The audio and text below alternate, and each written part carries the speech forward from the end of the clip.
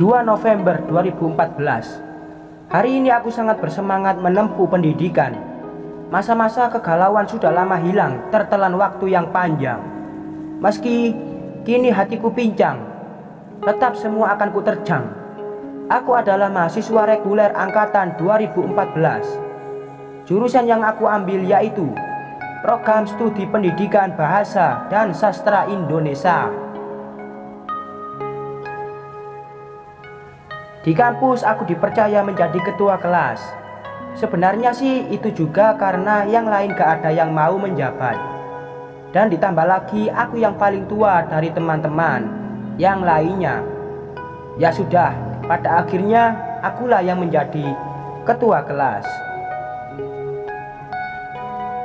Oh iya, di kelas dominannya lebih banyak anak cewek bila dibandingkan cowok. Mungkin karena jurusannya bahasa kali ya, jadi lebih banyak cewek. Total mahasiswa di kelas itu ada 48 orang. Mahasiswa cowok hanya 10 orang, dan sisanya itu cewek semua. Awalnya aku rasa lebih banyak anak cewek itu seru, karena siapa tahu salah satu dari mereka ada yang nyangkut di hati. Hehehe. Sesudah aku jalani beberapa minggu belajar, ternyata lumayan pusing juga, lebih banyak cewek itu. Ya, yang jelas aku merasa pusing itu karena jabatan aku sih. Ternyata ngatur anak cewek lebih sulit dari yang aku duga. Tapi untungnya aku dibantu oleh kedua asisten, yaitu sekretaris dan bendahara kelas. Jadi tidak terlalu beratlah tugas ketua kelas. Hari demi hari tak terasa terus berlari. Semua beban dan tanggung jawab seorang mahasiswa telah melekat menjadi jati diri. Tapi terkadang hati masih saja merasa sunyi. 19 Januari 2015. Aku melihat sosok wanita cantik yang religius. Hatinya terlihat halus dan mudah-mudahan batinnya pun mulus. Dia adalah teman sekelasku. Orangnya pintar, seru, dan karismatik lah kalau menurut aku. Saat-saat indah itu saat aku berada dekat dengannya. Bahkan semakin lama aku dekat, semakin jauh aku kenal. Aku jadi semakin tertarik kepadanya. Menurut aku itu sih manusiawi. Kalau cowok sama cewek kedekatannya erat, timbul rasa di hati. Hehehe. Awalnya sih dari tugas kelompok yang diberikan dosen. Kebetulan saat itu aku satu kelompok dengannya. Tiba-tiba di hari pengerjaan tugas, aku datang ke rumahnya, dan ternyata rumahnya itu tidak jauh dari rumahku. Wah, di situ aku berpikir bahwa dunia itu terasa sempit. Kok bisa rumah dia masih satu wilayah dengan aku ya? Hehehe. Setelah mengerjakan tugas selesai, aku dan dia berbincang-bincang dengan topik pembahasan yang entah alurnya kemana. Intinya yang penting perbincangannya seru. Waktu melaju cepat. Tidak terasa matahari sudah mau lenyap. Aku pun pulang ke rumah dan beristirahat di malam yang sunyi. HP-ku berdering dan entah siapa yang menelpon. Setelah aku lihat ternyata dari dia. Hati terasa senang saat aku tahu kalau dia yang menelpon. Singkat cerita, intinya dia ini berangkat ke kampus bareng.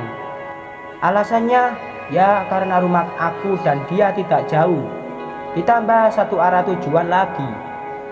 Oh, begitu senangnya aku saat mendengar ajakan dia. Tuhan, apakah ini petunjukmu agar aku bisa punya pacar lagi? Pagi hari yang cerah membangunkan tidurku yang nyenyak. Udara yang sejuk membuat hidupku lebih bersemangat. Setelah selesai mandi dan berkemas, aku bergegas pergi menjemput ke rumahnya. Pagi itu dia terlihat sangat cantik dan penuh pesona. Aroma wangi parfumnya membuat aku luluh dibuatnya. Di perjalanan aku berbincang dengannya. Pertanyaan demi pertanyaan aku banyak lontarkan terhadapnya, hingga tak terasa sampai juga di kampus tercinta. Raja Tata Surya semakin lama semakin berada tepat di atas kepala. Semua materi pembelajaran telah usai aku terima. Jam perkuliahan pun akhirnya selesai juga. Saat hendak pulang, dia mengajak aku pergi ke toko buku. Katanya ada beberapa buku yang harus dia beli untuk keperluan tugas kuliah. Ya sudah, aku mau aja. Karena semakin lama aku dekat dengannya, aku malah semakin senang. Tapi sebelum berangkat, dia ajak aku ke masjid yang ada di kampus untuk melakukan sembahyang dulu. Wah, ini cewek religinya bagus sekali. Pria mana yang gak tertarik sama cewek soleh? Sejenak aku berpikir, kalau aku punya pacar religius, mungkin kepribadian aku lama-lama bisa jadi lebih baik lagi nih. Setelah selesai sembahyang, aku dan dia pergi ke toko buku. Seperti biasa, di perjalanan aku dan dia berbincang sangat seru. Bahkan yang paling seru lagi, saat dia mencurahkan isi perasaannya mengenai pacaran sama mantannya. Waktu itu aku baru tahu kalau dia belum punya pacar lagi. Wah, begitu senangnya aku mendengar itu. Saking serunya berbincang, perjalanan jauh ke toko buku pun tak terasa. Sesampainya di toko, dia langsung bergegas mencari buku yang dia butuhkan. Dan akhirnya buku itu pun dia dapatkan. Tenaga yang terkuras oleh perjalanan yang lumayan jauh membuat perut aku menjadi keroncongan. Ya sudah, saat itu aku ajak dia makan. Kebetulan di dekat toko buku ada tempat makan khas Hong Kong. Nama nasi gorengnya saja aneh, nasi Hong Kong. Padahal isinya sama saja, kayak nasi goreng lokal. Tapi memang sih rasanya beda. Hehehe. Selagi pesanan belum datang, aku dan dia melanjutkan perbincangan yang tadi sempat tertunda. Dia menceritakan kisah cintanya hingga raut wajahnya layu, serta terlihat kesal. Dan aku merasa kalau dia bercerita jujur tentang perasaannya. Ya sudah, aku coba hibur dia dengan beberapa candaan agar dia bisa tetap semangat menjalani hari-harinya. Dan akhirnya dia pun tersenyum kepadaku. Dalam hatiku berkata, wah, ternyata senyumannya sangat manis. Tak lama kemudian pesanan datang. Aku dan dia langsung menyantap hidangan yang sudah disediakan. Seiring berjalannya waktu, tak terasa waktu adzan asar berkumandang terdengar dari kejauhan. Setelah selesai makan, dia pun bergegas mengajak aku untuk mencari masjid. Aku salut sama dia. Ini cewek luar biasa taat agamanya.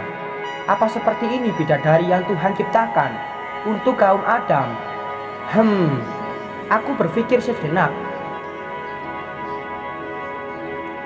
Awan hitam berjajar di hamparan langit yang luas. Cuaca nampak tak bersahabat dan terlihat buas. Sayup-sayup dinginnya angin bagai menembus tulang. Aku rasa ini sudah waktunya harus pulang.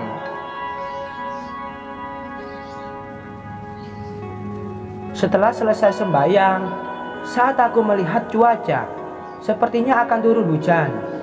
Ya sudah, aku dan dia bergegas pulang.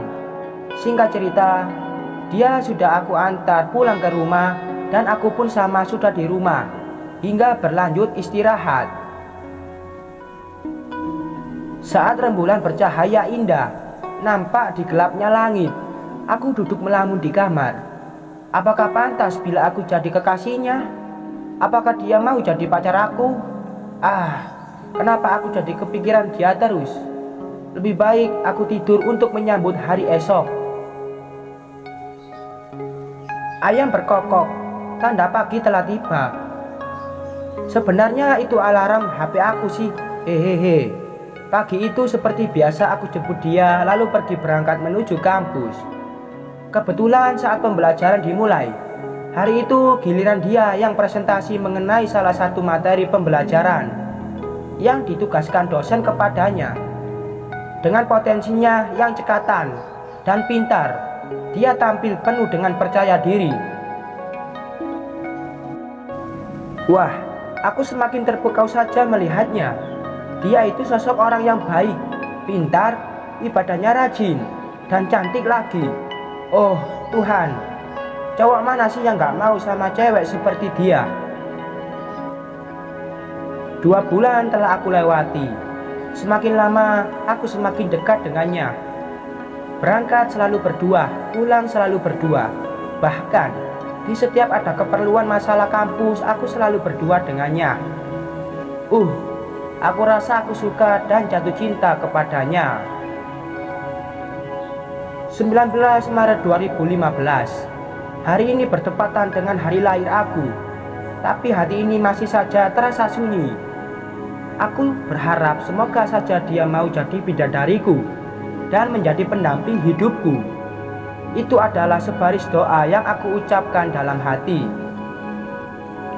Dengan tidak terduga dan tidak disangka-sangka, hal yang mengecewakan hadir dalam hariku.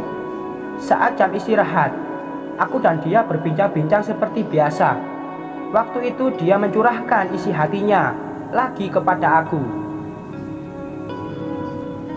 Tapi kali ini topik pembahasan bukan mengenai mantan kekasihnya.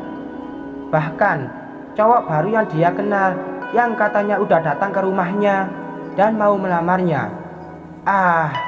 Hati ini terasa begitu sakit. Semua harapan musnah sudah.